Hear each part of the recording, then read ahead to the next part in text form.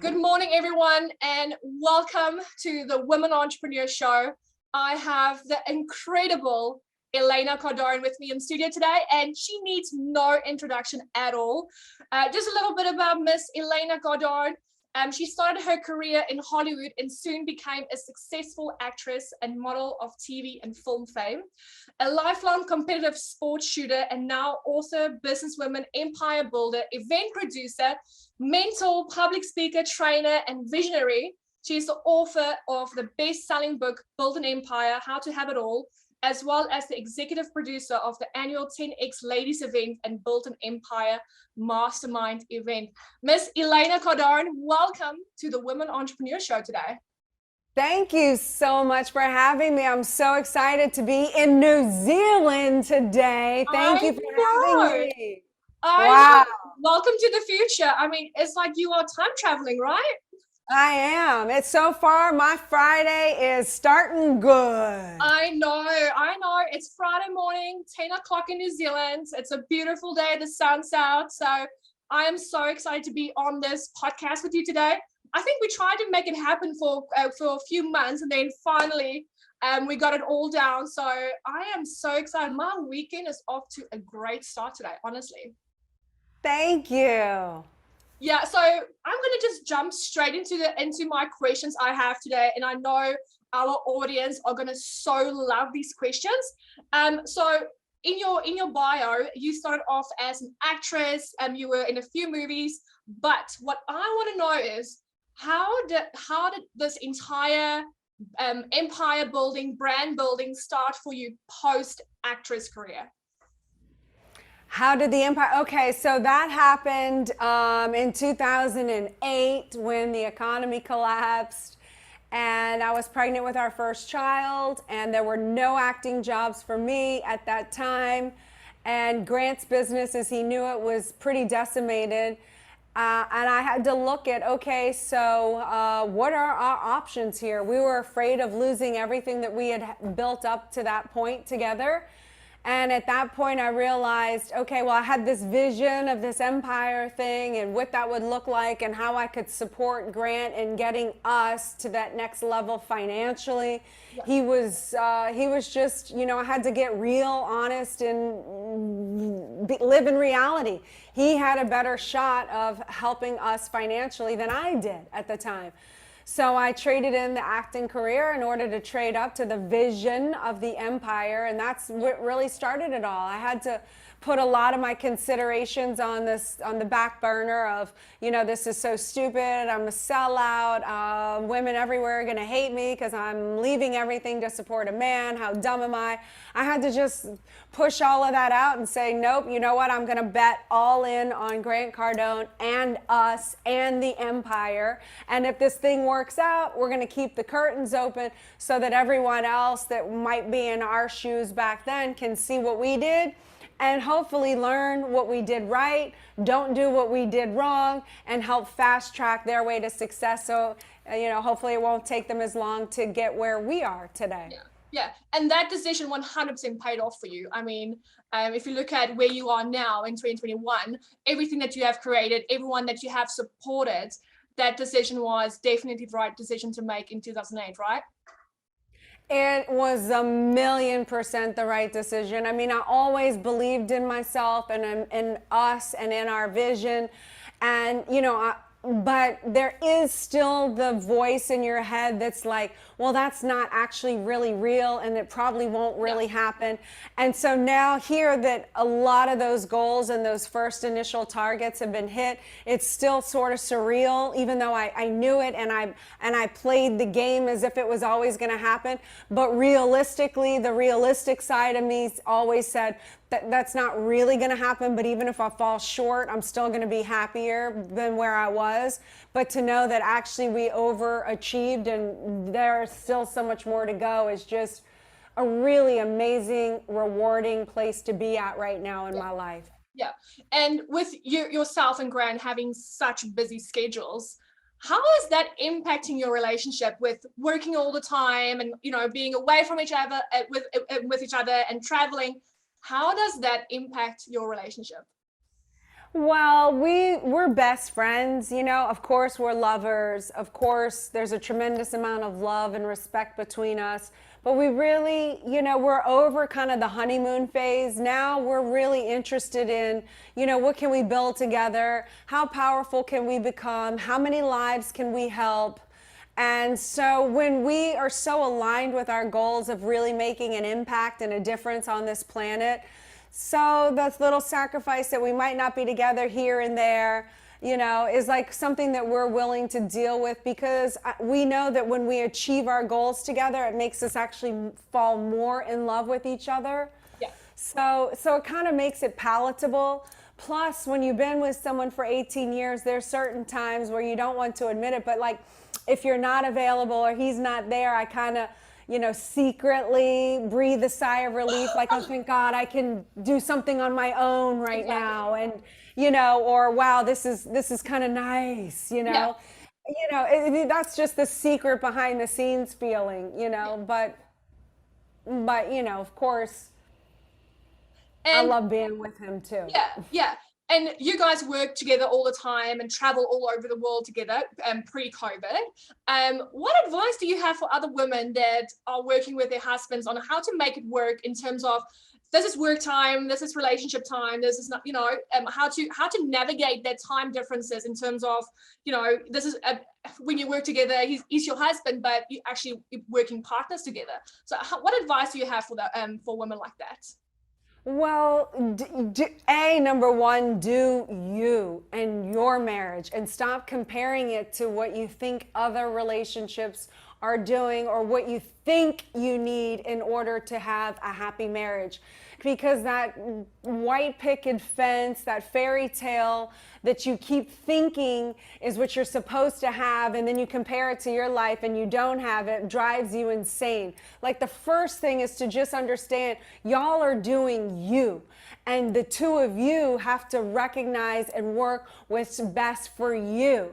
So in our relationship, Grant and I do us, meaning we figure out our goals. Where are we going? We have big goals, big dreams. We want to have 7 billion people on the planet winning from our products and services. It's such an unrealistic goal, but it keeps us focused on the main thing, that target, and less into fighting each other, right? Because the goal is so much bigger than being reduced down to small little pettinesses.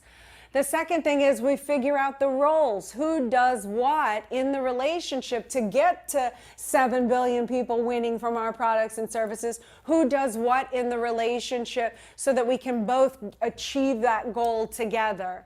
And then lastly, I would say, you know, as far as for us, there's no really cutoff time. There's times where I know not to mention things with business, like right before bed, like when we're about to go to sleep. If I'm like, okay, what's happening with this or this, it drives Grant crazy because now he's all jacked up and he can't go to sleep. So that's something that I've learned. Okay, that's the cutoff point where we don't talk about business anymore. Yeah. But do we have a turn off time where we can't talk about business? We can only be in our relationship. We don't have that, because our goal is 7 billion people knowing who we are. So how are we going to shut off that? Because if we shut off that, then that only sets us back on our target attainment date. You know, so, but that's us. Maybe some other relationship needs that delegated little space or time, and that's what they need to do them. For me, I don't know how to shut off, because the thing that excites me the most isn't, you know, isn't Grant, or isn't even really my kids. Like, I love them and I have to have that. But the thing that really is purposeful for my life this lifetime is, how can I be of the biggest impact to the world, you know? And so that's the goal and the dream. And how do we get everybody on the same page? And of course, I'm delegating time and switching out the wife hat, the mom hat, the business hat, and I have to kind of make it all work. But the big goal and the dream is, like, I want everyone winning. Yeah, no, and that leads me to my next question. Not only are you a kick-ass female entrepreneur, but you are also a mom to Sabrina and Scarlett. Do you ever feel guilty not being with them all the time, that you are so focused on work, so focused on the 7 billion people that you want to reach with your services and products? How do you, so question number one, do you get that guilt? You know, as moms, we get that guilt feeling that, oh, you know, I can't work too much now because I've got my kids as well. And you know, what is your advice to other women that's also moms, that are also running their own businesses, and that also wants to have financial freedom for their own families and putting their all into the business, but they also have kids? Yeah, I feel guilty all the time, and I just accept, okay, I'm gonna feel guilty. That's just my nature. I'm always gonna feel like I'm not good enough. But I've done that my whole life with everything, whether it was in my acting career or as a wife or as a mother or as a best friend or as a leader in my EXP Realty community. I understand that's my nature. I'm gonna feel guilty that I wasn't 1,000,000%, you know, and if my goal was 1,000,000, I'm going to feel guilty that I wasn't 1,000,001%, you know. So understanding that feeling is there and I can still function regardless, you know, and my kids love to make me feel guilty too. I'm not going to cook them food. Like, I don't have time to do that. That is not the highest and best usage of my time. It's not going to happen, you know. And then the next thing I do is, hey kids, this is the mission. This is Team Cardone. We want to help people. We want people winning with our products and services. Yeah. Are you on board? I get them bought into Team Cardone. We help people. That's what we do. We want to make a difference. So in you being good and okay with somebody else cooking you a meal, but me sitting down eating the meal with you, you know, then you're actually making that contribution because you're allowing me to have space and time to do the things that are more important to getting us all to that goal. And, you know, and so the more that they can help me by allowing me to be me doing my thing helps. Most people don't even have that conversation with their kids to begin with. So there's no talking, there's no inclusion. It's just leaving, I'm going to do this, you don't have a say, you know.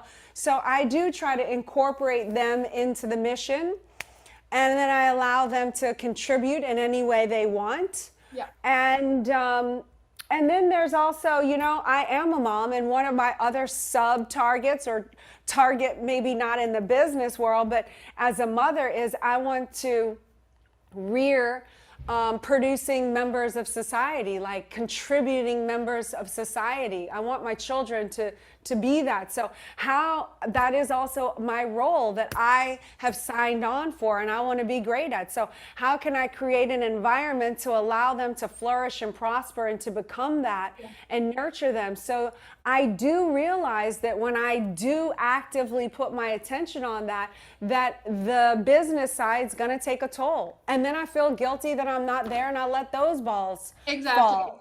Drop. And that's just the cycle of my life. I don't have balance. I don't have, like, everything is peaceful and harmony, and I have this whole thing. When I'm doing this, I feel great about that, but I feel, oh, I let that person down because I wasn't there for them. But who cares? I'm still going to keep going and still going to be doing the best that I can.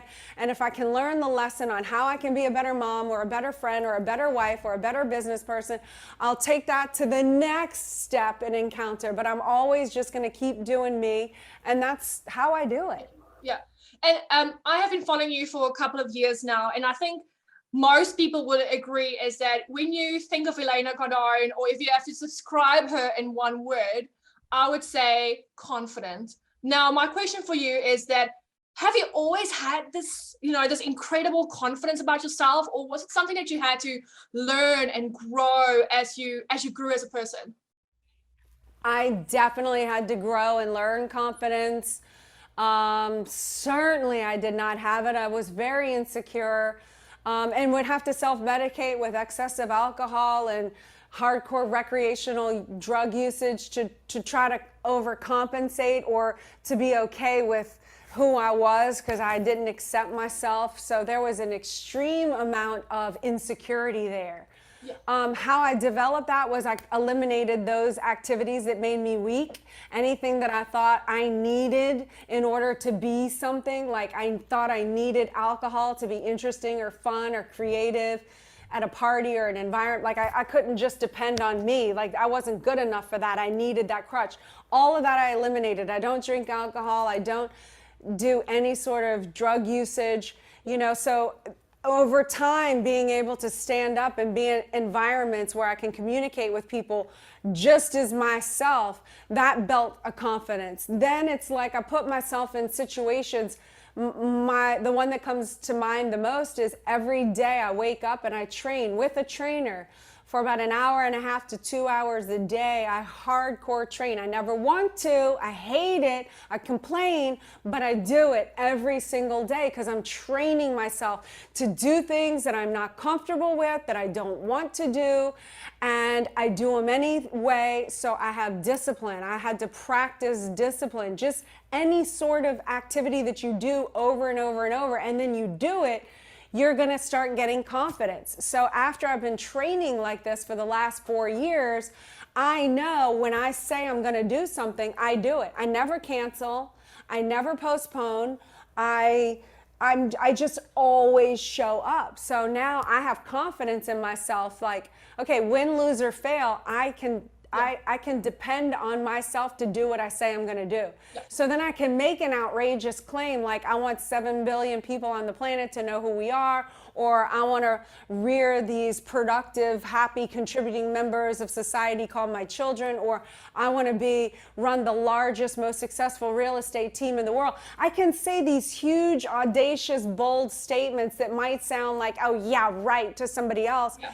But I've earned confidence because I have delivered and I do what I say I'm going to do over and over and over. So when I say a statement as bold as that out into the physical universe, to me, it's just, there's no doubt I'm going to hit it. It's just when, you know, because I know I'm always showing up. And that's, you do something with a consistency over a long enough period of time, you have confidence. I love that. And just backtrack to the showing up. I think that is one of the biggest things for entrepreneurs is that we want so many things, but we are not there to show up every single day. So my question is, how did showing up every single day change your life? Well, showing up changed my life because when you're willing to confront, when you're willing to not have excuse making, when you have the vulnerability and the courage to show up every single day, you're training yourself and conditioning yourself to say, well, I can do that. I am here. You're telling yourself, I am willing to be seen. I can trust myself to deliver. No one can stop me. I won't quit. I can't fail if I don't quit. It's just constant reinforcement. The show up alone, it puts you in a different sort of mindset than the people who are willing to let themselves off of the hook and not be accountable and, you know, constantly compromise their integrity by, you know, slacking. Yeah, exactly. And what I absolutely love about you is that you speak with so much passion about what you do and how you change people's lives and how you want to help people with all your products and your services. How can other women have that strong self-belief that you have? How can they train that? How can they develop that? Start with the small things, like make yourself, okay, there's a couple things I'm going to tell you right now. First, let me finish the first train of thought. The first train of thought is start with small things, like, you know, just do something. Is it drink a gallon of water a day, like throughout the whole day, not stupid in 1 hour, but you know what I'm saying? If you're going to take your vitamins, take your vitamins. If it's going to go for a 20-minute walk or a 20-minute workout, do it. Like, make your bed every day. Is it wake up before the sunrise? Pick one thing, one easy task that you can actually do and do it. And then do it for a week and then 2 weeks and then 3 weeks and then a month. You know, write your goals down, whatever it is that you pick, but do it consistently every single day. And the next thing I would say is, well, what I do a lot of the times is I go into the future 2 years and I look at what I want my life to be like, who I want to be around, what is it that I want to be running? How strong do I need to be? How much intelligence do I need to have? Then I kind of come back into present time and I start writing out the actions. How do I become the person that I need to be that is capable of being courageous, intelligent, powerful, articulate enough to handle the types of people and experiences that I want to be encountering in the future? Because I can't be leading the charge with this pretending I'm a weak little girl. Like, how do I become the most powerful woman that I can be in order to be a leader? So for all the women out there, write out and start doing and taking actions. It takes actions. It's not think and then, if I just wish it and then visualize it, it's going to happen. No, it's have the vision, take the actions, and then you have the thing that you mocked up in your head 2 years ago or whatever it was, but you have to take the actions. Yeah. And so while we're on the subject, what is your thought on manifestation coaches? Like all these people saying, you go create a vision board and manifest it and it will happen. What's your thought on that? Well, as long as you're incorporating the actions, because people, it's good to have a vision board. It's good to have a target. It's good to have goals. You need those or you're not going to hit anything. You're not going to know what to aim at. So have your vision boards, but you also have to be willing to do the work. And not many people want to do the work. They want easy. They want to take a pill. They want a surgery to immediately look a certain way or this or that. People don't want to do the work, but unfortunately, true greatness takes work. I mean, look at the Kobe Bryants of the world or, the greatest artist or whatever. They put in work. They created excellence at their craft. They became good. They invested time, energy, and money into themselves to get themselves to a place of greatness. Like they actually took actions. Yeah. And here's a doozy question. What do you think about the saying, money can't buy happiness? Well, I think it's confusing. I mean, is money there to buy happiness? Like, why are we comparing the two? What is happiness? First of all, you should know what is happy and what makes you happy. What are those things? Yeah. Money is paper. Money is paper that you spend to trade for time, services, or an experience or something that you want in exchange for the paper, right? So money doesn't make you happy. Well, it's like saying this piece of paper can make me happy. If I need to write a note or something, the paper is going to make me happy because it's a tool that I can use to write my note to you or to whoever. So money, isn't going to make you happy. If there's a death in my family, I can't go look at my bank account and say, oh, I'm happy, I have money. It doesn't work like that. But true story, and I'm sorry it just popped into my head, but true story, when my father was on his deathbed and I got the call, and I could go load up in my plane and get to my father and be there when he made his transition. It was a painful moment, but it made me happy that I had the vehicle, the plane, money. It took money to purchase the plane. It made me happy that I got there in time. My sister just doesn't have that. Yeah. She didn't make it on time. She was on a commercial plane, So it's like, does it make you happy? It makes you happy when it's providing the right tool for what you want. It makes me happy when I can afford a class that I'm going to get the right information to educate myself so that I can change the bottom line and whatever it is that I'm, the intention of it. That makes me happy. When I can walk onto my private plane and be in New Zealand and get in front of people like you, that makes me happy, But it's like, but a pile of money just sitting in front of you isn't, I don't know. Does that make you happy? It makes me happy what I can do with money. I love money. I don't have weird things about money. Like I only need money to make me happy. I have a relationship with my children. I have kittens. I have a beautiful ocean view. I have my husband. I have, my friends. I have staff that fight for the same mission. That makes me happy. There's many things that make me happy. Money just happens to be a tool and one thing that makes me happy when I need it. Yeah. And while we're on the subject of money, is what advice do you have for women to be more comfortable to speak about money? It's kind of like money is a dirty word. It's like we don't want to speak about financials. We don't want to speak to our husband about that. What advice do you have for women to actually stand their ground, speak about money, speak about the hard things, speak about financial planning with a partner or husband? It's about taking responsibility. And if you're not willing to talk about it and you're not willing to confront it, chances are you're not willing to control it, and therefore you will not control it. And chances are you will not have it. Into the abundance of the liking that you have. You have to be willing to confront money, talk about money, not have twisted ideas about money. If you have twisted ideas about money, I would suggest taking a piece of paper that makes me happy, writing down what you think about money. Money makes you evil. Money shouldn't be the most important thing. I'm afraid someone will think I'm only interested in their money and not love, or they'll think I'm a gold digger. Whatever. Write all of your considerations about money on a piece of paper and then look at how you could change your viewpoint on that.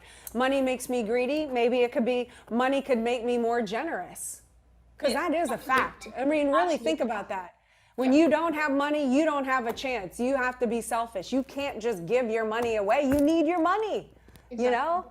A rich person, I can give money away. I give money away every single year to nonprofit organizations that I believe in. So it's about changing your viewpoint. Money doesn't grow on trees. Well, actually, I think it's from a cotton bush. That is actually a tree, Like, what is it?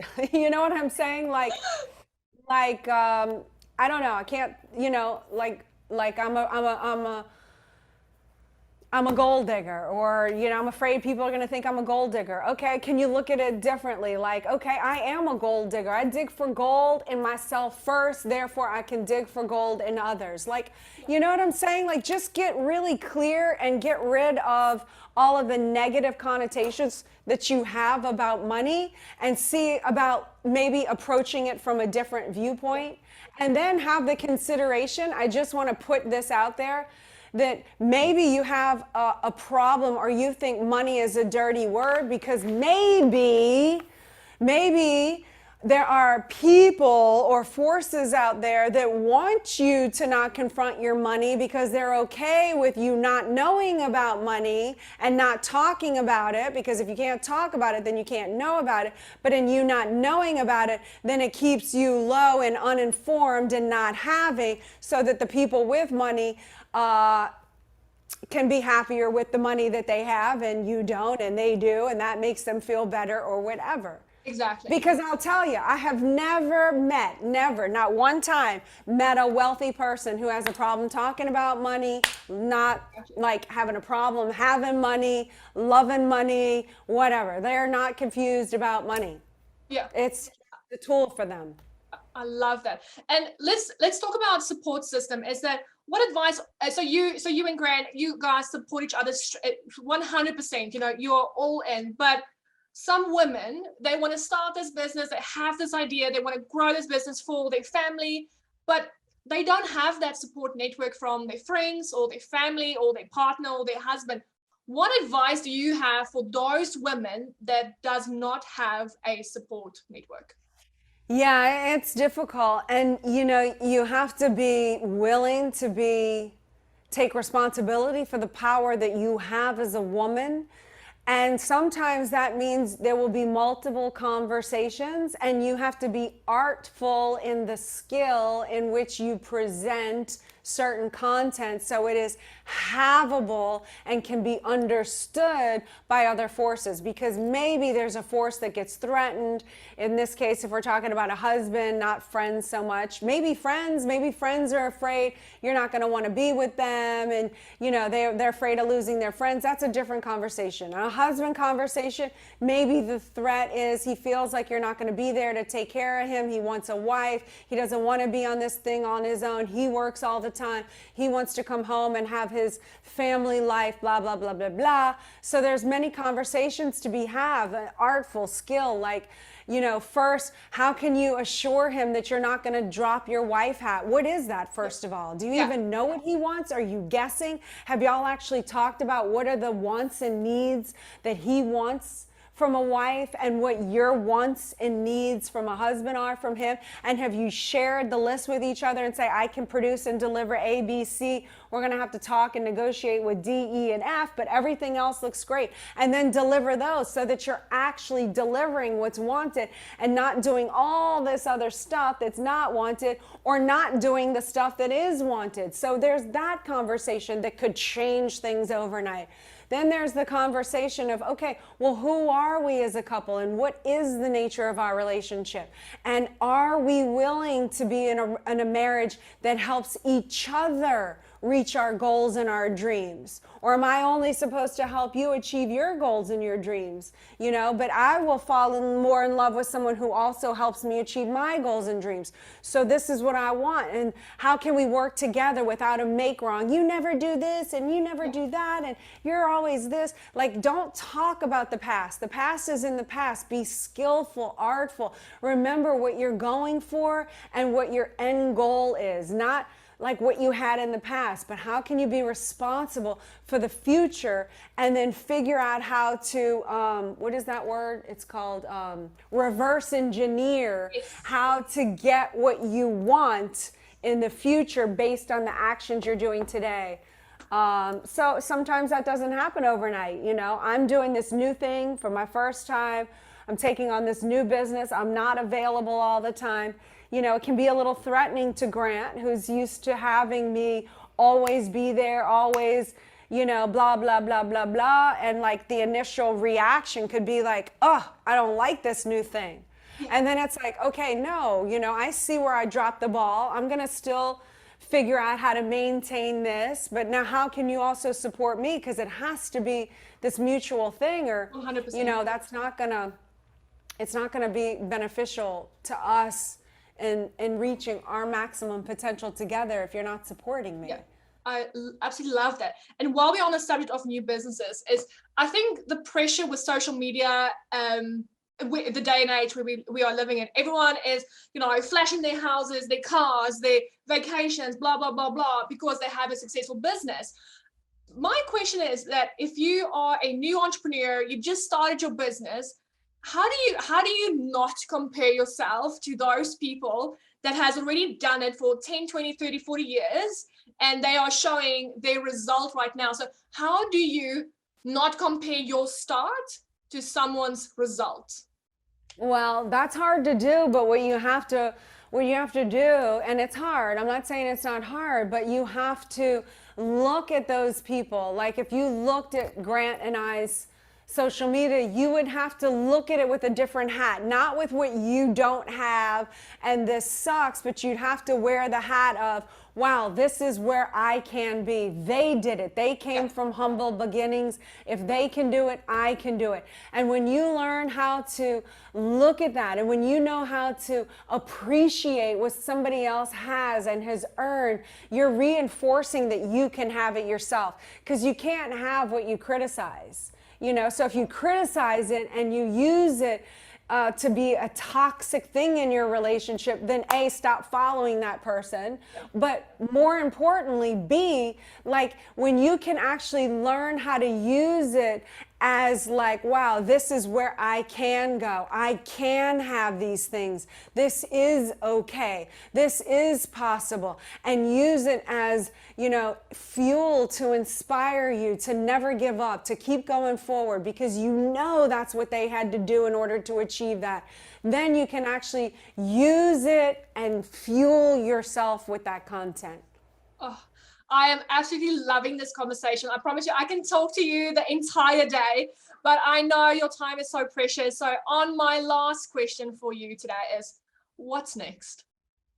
Well, I mean, what's on the forefront right now is I'm really interested to see where we're going to take Cardone Capital in all of the apartments and where we go. That's going to be a massive legacy play because there are so many investors involved and so many people that I want ascending with us, and it's groundbreaking and it's never been done before, and it's a massive disruption to the industry what we're doing. So it's that is very dear to my heart. Then this thing that I'm doing with realtors across the world with eXp Realty, building the largest, most successful real estate team in the world. That's very exciting. And then I want to see also where I'm going as a mother, and like how strong and powerful of a support base can I give as a platform for my children to then, jump off of and leap into their greatness and what they're going to do with their lives, So that's what's next. Just seeing how well I do in all of those areas and where we can go together as a group, on the family. First as me, myself, as singular, and then me as the family member, myself plus family. And then there's me plus family plus the whole group of 10Xers and like-minded people of where we can all go together globally on this quest for making a difference in the world of mankindness. Oh, I love that. And for those that have been living underneath a rock for the last decade, how can people get in touch with you, follow you, see what you're up to? Everything ElenaCardone.com, ELENA Cardone, CARDONE.com, ElenaCardone.com. And if you want to come from New Zealand into America, if it's open by then in February, and I pray that it is, go check out 10xladies.com and come on over and be a part of a massive group of powerful women willing to support each other to reach heightened levels of success. I absolutely love that. Elena, thank you so very much for your time today. I am so humbled and I'm so grateful to have spoken to you today. Honestly, I just feel that I want to just go do something right now. Just, get going. And this is what I absolutely love about speaking to people like you, is that, with everything that happened with COVID, everyone is so depressed. The morality is so low, but speaking to a person like you, honestly, just fired the fuck out of me today. So I am ready to go and take on the world, get this crutches and stuff off, and get back to the grind. Honestly, thank you. So welcome. What an honor. Thanks for introducing me to New Zealand. Your community really makes me so happy, and I'm humbled very much so. So thank you, and I'll see you in the future. I catch up tomorrow. It's 4:35 p.m. on Thursday, but tomorrow morning at 10 a.m. I'll be thinking about you. Thank you so much. Have a lovely day, the rest of your day. Thank you. You too. I will. Bye. Bye.